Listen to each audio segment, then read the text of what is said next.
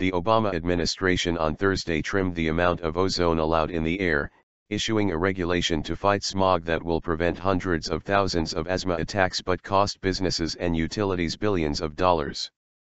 The Environmental Protection Agency set a new standard of 70 parts per billion, ppb, for the amount of ground-level ozone allowed, from the current level of 75 ppb set under former President George W. Bush in 2008.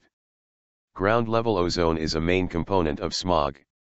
The cut will prevent 320,000 childhood asthma attacks a year, the EPA says. But the new limit, envisioned under the Clean Air Act, is the least restrictive that the agency had been considering, and health experts complained it does not go far enough. EPA head Gina McCarthy said she had tried to be guided by science in an effort to protect Americans' health. "I did the best with what I have," she told reporters. It was President Barack Obama's second major initiative in less than 2 months to protect the environment, after the White House announced a sweeping plan in August to reduce carbon emissions from power plants. Industry will face costs of $3.9 billion under Thursday's rules, the agency has estimated. Business groups say stringent ozone rules will harm the economy by forcing manufacturers and utilities to buy expensive new scrubbers and other technology to make sure their plants reduce emissions of toxins. States will have years to work with power plants, factories, and refineries to limit pollutants like nitrogen oxide and volatile organic compounds, components of smog. The American Chemistry Council, a Washington-based lobbying group, predicted that the rule will increase business uncertainty. Today's action puts $10 billion in chemical industry investment at risk, it said in a statement.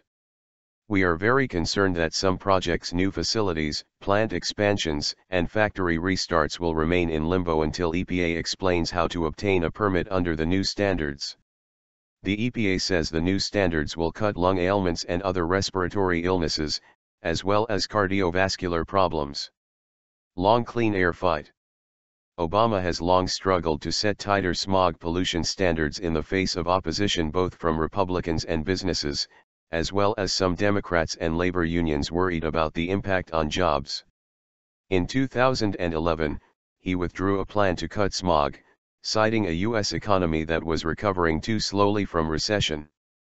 The EPA had been considering a new range of 65 to 70 ppb before settling on the high number announced on Thursday.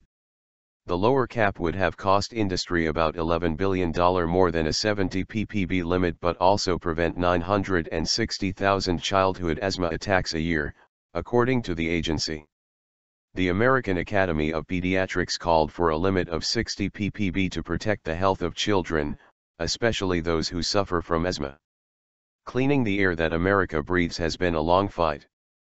Washington's power to control air pollution rests in the Clean Air Act of 1963, which has been expanded over the decades to curtail health-damaging emissions from tailpipes and smokestacks and even limit invisible greenhouse gases blamed for climate change.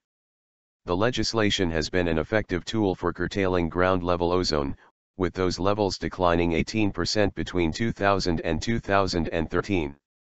Driving air pollution levels even lower could be more costly and difficult, particularly in areas where forest fires cause spikes in ozone.